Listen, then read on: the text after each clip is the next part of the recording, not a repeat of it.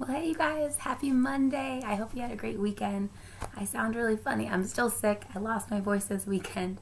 But you guys, I'm up in Rhode Island right now visiting my aunt and my sweet baby nephew who's 5 months old right now. So I'll be back at school tomorrow. So today, you guys, I'm going to talk to you about what your assignment is. And I'm going to read a little bit of our new book with you also, okay? So today, to get started, you're going to need a couple things. So you need a copy of our new book, Tears of a Tiger. So get this from Ms. Pittman. It's in that purple crate. You also need a copy of this worksheet for today and a blank sheet of computer white paper. Ms. Pittman has all of that. So get everything that you need and let's get all situated. So this new book, you guys, Tears of a Tiger, has a lot going on in it. So today you're just going to start the very first few pages of it, all right? I'm actually going to read it with you because I really want this to soak in, okay? So, in Tears of a Tiger, so you should have this book now. What I want you to do is actually just go ahead and open up to the very first page, all right? The very first page looks like this. And I'm just going to read this out loud, so just follow along with me, okay? And this just jumps right into the story. So we don't know what's going on. We don't have much of a backstory right now. The author is just sucking us in as readers to get our attention. All right? So just follow along with me, listen, but look along in your own book, okay? Tears of a Tiger. After a while, the car started to sway. But I wasn't sure if it was me getting dizzy or if the car really was weaving across the expressway. At the time, it seemed really funny. We was laughing so hard, especially when people started honking at us. The more they tried to signal us, and I guess warn us, the more we was cracking up and laughing. Rob had his feet up on the dashboard, partly acting silly, and partly because his legs were so long that they got cramped up in that little car of Andy's. Me and BJ was in the back seat. I was sitting right behind Andy, and BJ was sitting next to me. Behind Rob, because he had the shortest legs, and Rob could push the seat all the way back. Then, all of a sudden, like out of nowhere, this wall was in front of us. Like it jumped out in front of the car, and Andy was trying to find the brakes with his foot, and then there was glass everywhere and this crunching, grinding sound. The door flew open, and I rolled out. I remember I was crying and crawling around on my hands and knees. That's the only thing that got hurt on me. I got glass in my hands and in my knees. All right, so I just finished that very first page. So what do you think might be going on right now? Like, what is the scene that we just jumped into in this book? It doesn't sound very fun. I'm not quite sure. So we're going to find out today what happened in that very opening scene. So if you actually go ahead and look at your worksheet for me. So we've been talking a lot about imagery in class when we're looking at photographs. So our 5 senses, right? What I can see, smell, taste, touch, feel, right? So what we want to do is actually we're going to read the very first chapter of our book and focus on the imagery aspect of it.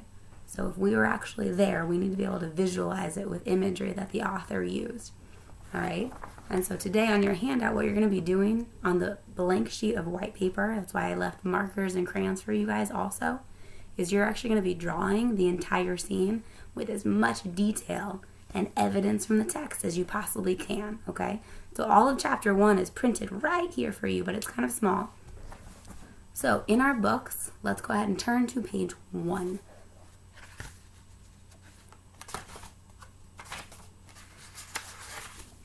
All right, so page 1, chapter 1, the title right there is Crash, Fire, Pain.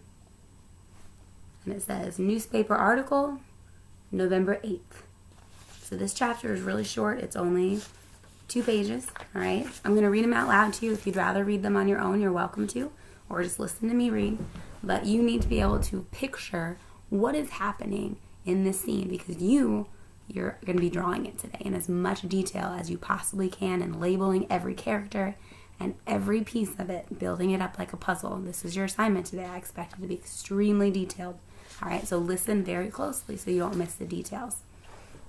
All right, so we're looking right here. It's printed kind of like a newspaper article. So let's find out what happened. So newspaper article, November 8th. Teen basketball star killed in fiery crash.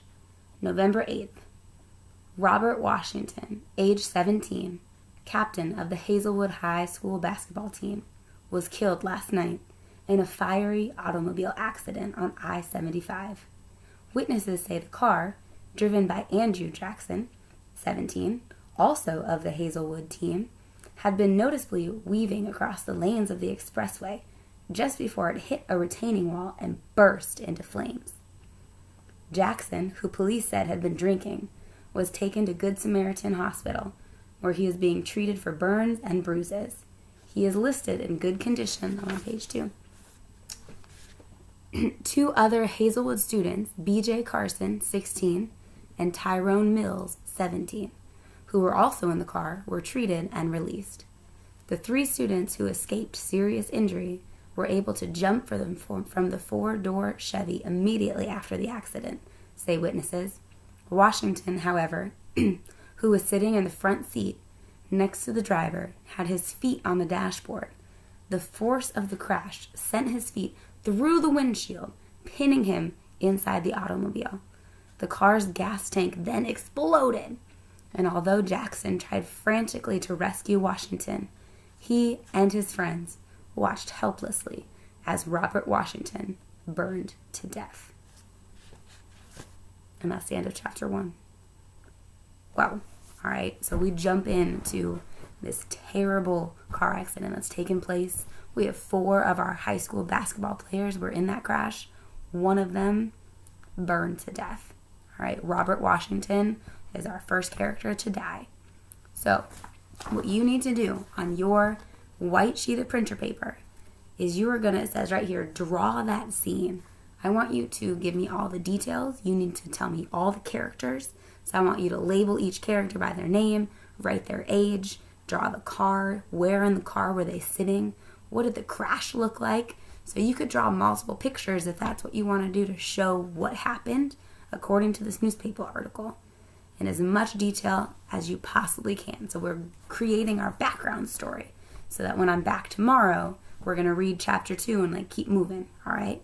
So today, be artists, be creative, all right? Use crayons, use markers, colored pencils, make it look fabulous, really set the scene for this fiery crash that just happened, okay? So you guys, again, have a great day, and I look forward to being back with you guys tomorrow, all right?